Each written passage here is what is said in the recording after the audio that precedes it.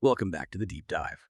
Today we're tackling a really fascinating profile, digging into a career that, well, it just screams resilience, principled leadership, and this constant need to adapt. We've got a pretty comprehensive set of materials here, provided by you, the listener.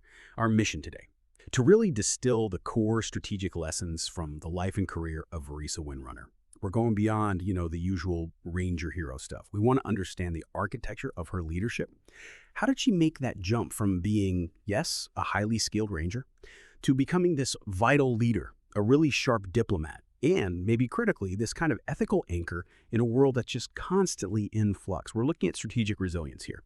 We'll connect her early training, how she performed under the extreme pressure of war, and then her long-term role in governance. Okay, let's unpack this. We really should, because you can't understand Vereesa without understanding, first, the weight of that Windrunner name and her initial role. She's right away identifiable as a Sentinel of Silvermoon, part of that incredibly distinguished family in Quel'Thalas. That name alone carries so much history. Skill, courage, absolute devotion to defending their kingdom, the Sunwell. And it's all tied up in there. But she wasn't Ilaria, her adventurous older sister, or Sylvanas, the Ranger General. Exactly. That's the key initial distinction. Vereesa inherited this huge legacy, no doubt. But her own path, at the start anyway, was quieter, more contemplative, maybe. Yeah. While her sisters were aiming for bigger stages command, far-off exploration, Vereesa's focus felt more internal, precision, principle. She had this natural elegance, a really sharp mind, and as you mentioned, this deep moral compass. And that compass, you see it pop up again and again in her major decisions. It really grounds her. Yeah, it's like the thing that maybe kept her from going to the same extremes we saw elsewhere. I think that's a fair assessment. It seems to have been a consistent guiding force. And that moral compass, it wasn't just an idea, was it? It was forged somewhere specific. The materials really paint a picture of those early years in Silvermoon. You almost feel that glow from the Sunwell. You hear the whispers of the forest. It's a very unique environment. Beautiful, yes, but also quite structured, quite rigid in its traditions. And you see her developing within that. Okay. Exceptional agility, pinpoint precision with the bow.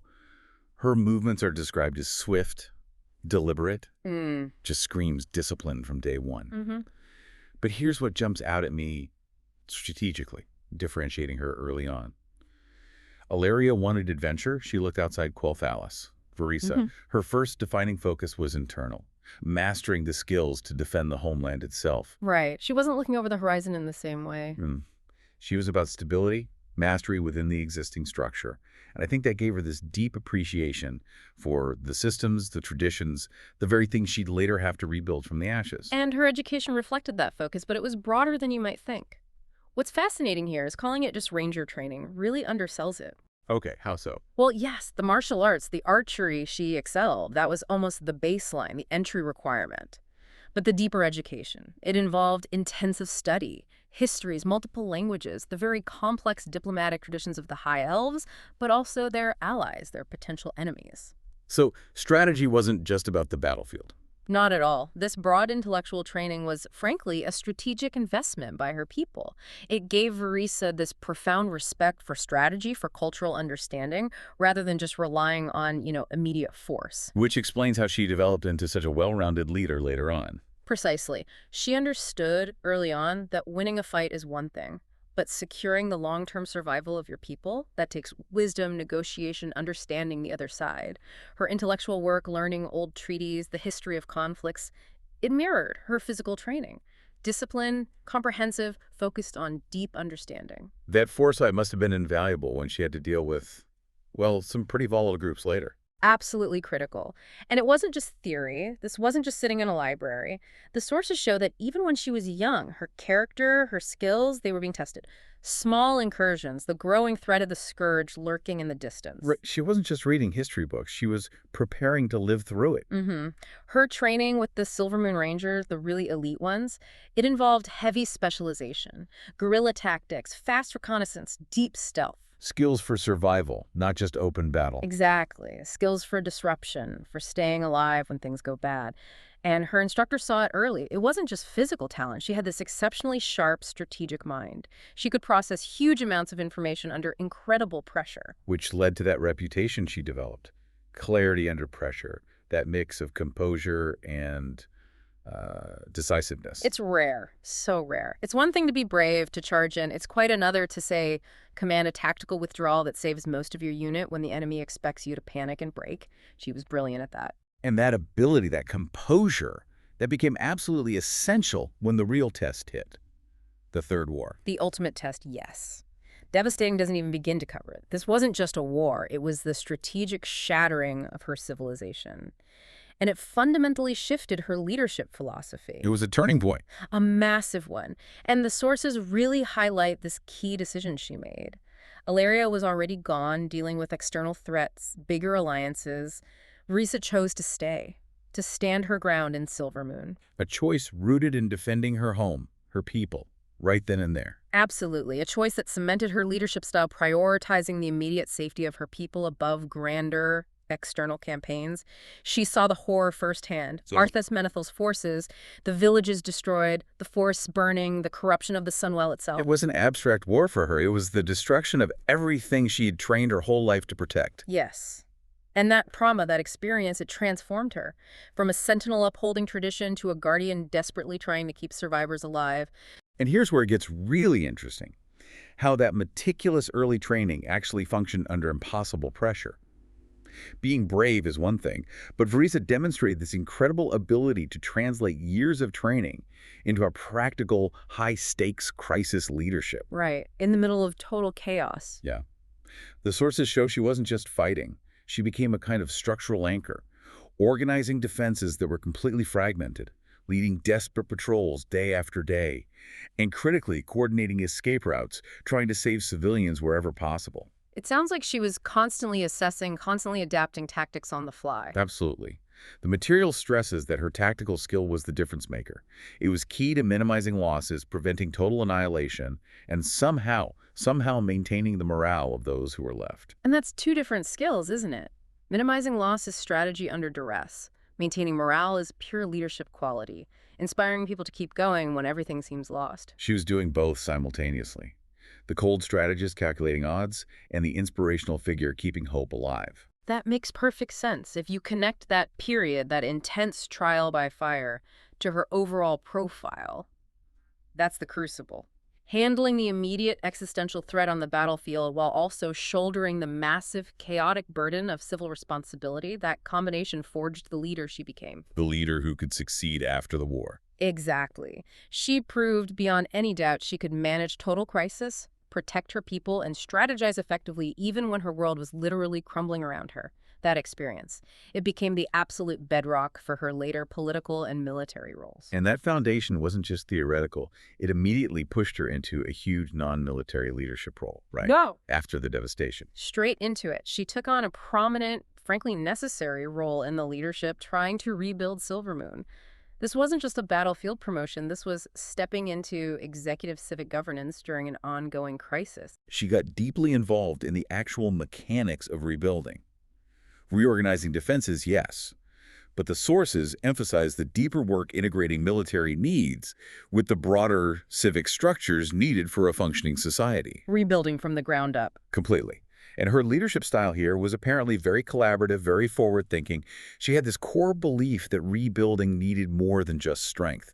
It needed vision, real diplomacy, and the ability to actually inspire trust and cooperation among people who'd lost almost everything. That trust must have been hard won. Incredibly. But the sources suggest her efforts were perhaps the single most critical factor in stabilizing Silvermoon. Not just surviving, but building the resilience needed to project strength again later. Which inevitably forced her onto the wider stage. That stabilization work pushed her into external diplomacy, didn't it? Yeah, she had to become this adept diplomat, constantly juggling different factions and interests. She became a really active, vital player in the wider world's affairs, which were, let's be honest, often chaotic and contradictory. Walking a tightrope. Constantly. Balancing her duties to Silvermoon, protecting its autonomy, its culture, with these delicate, sometimes really unpopular alliances she had to maintain with external powers, like the Horde structure. So what made her effective there? What was in her diplomatic toolbox? The sources point to a combination.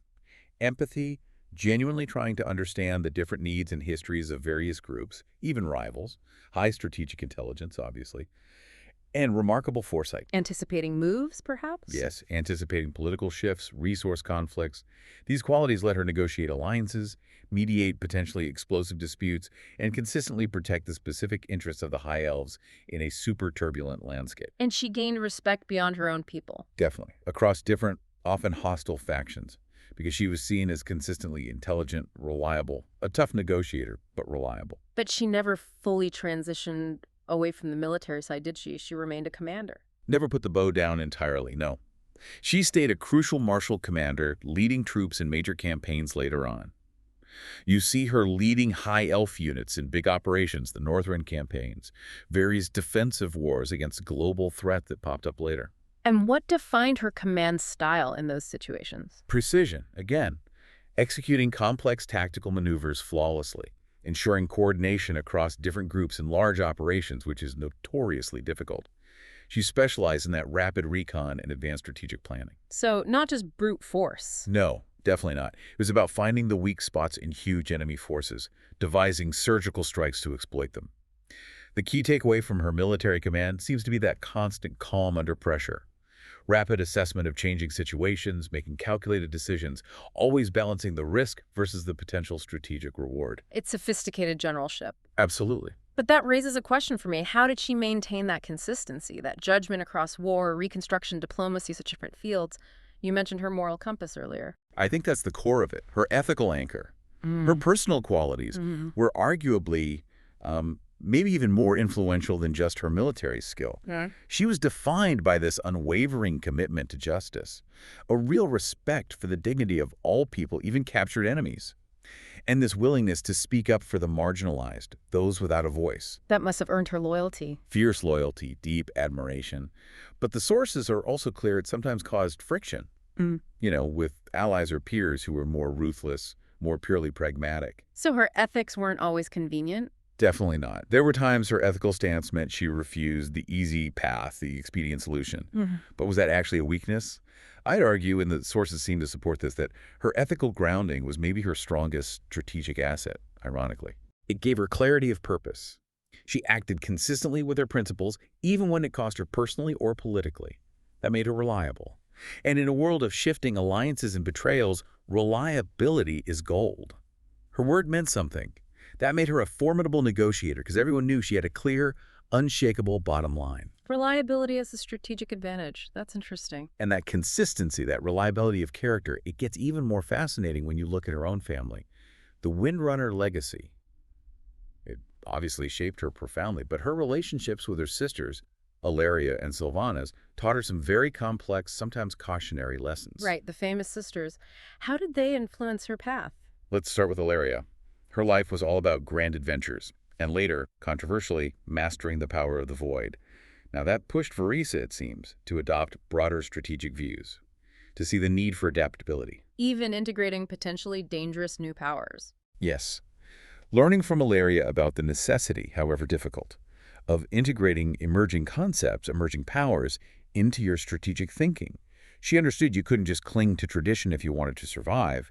You had to find ways to harness new things responsibly. Okay, so adaptability from Alaria. What about Sylvanas? Sylvanas. Well, Vereesa clearly admired her sister's raw tactical genius.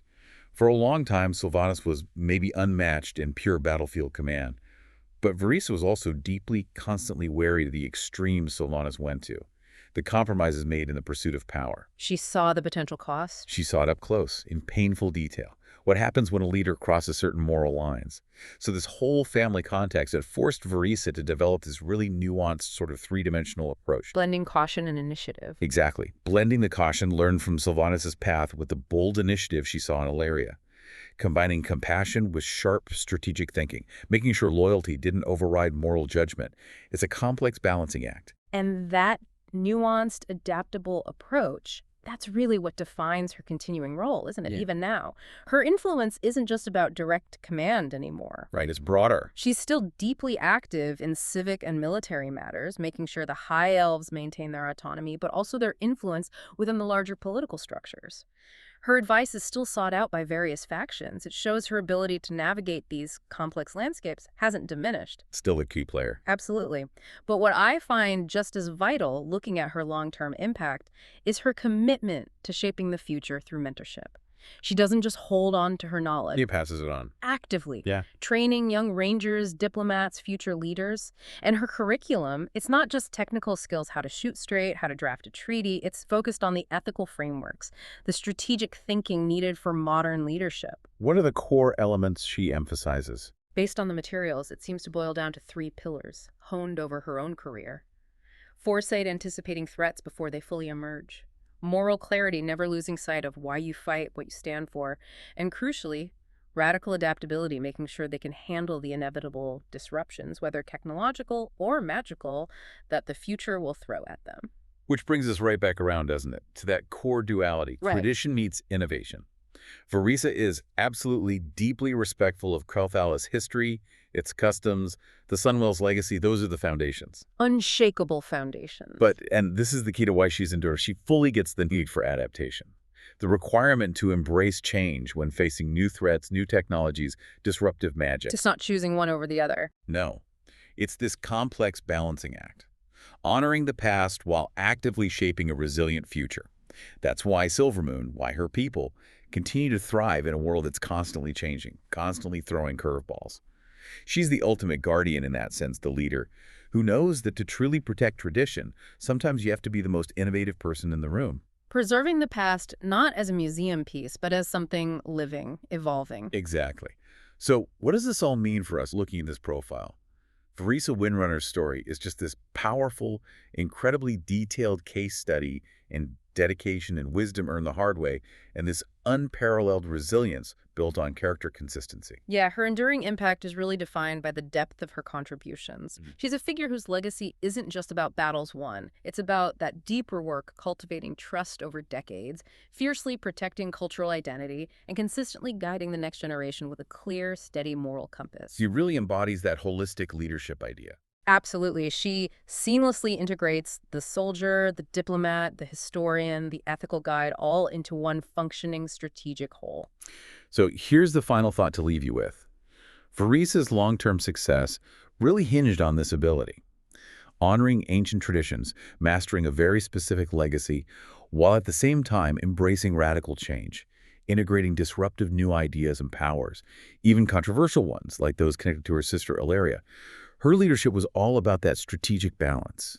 So the question for us as learners is, how do we successfully apply that same kind of duality, that intense strategic balance between honoring our own legacies, our own traditions, whatever field we're in, while also adopting the radical, often disruptive innovations needed to navigate the conflicts and opportunities in our own complex, fast-changing worlds? That's the challenge, isn't it? It really is. And that's the essential question to carry with you until our next deep dive.